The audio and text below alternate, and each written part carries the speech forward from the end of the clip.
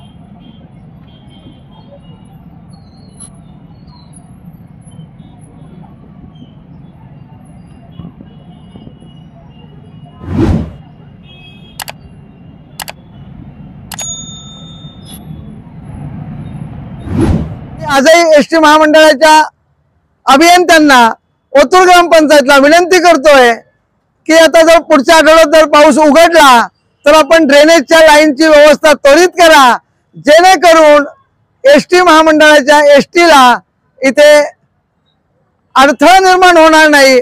आज येणारे सगळे भाविक गुडघ्याभर पाण्यात त्यांना उभं राहावं लागते।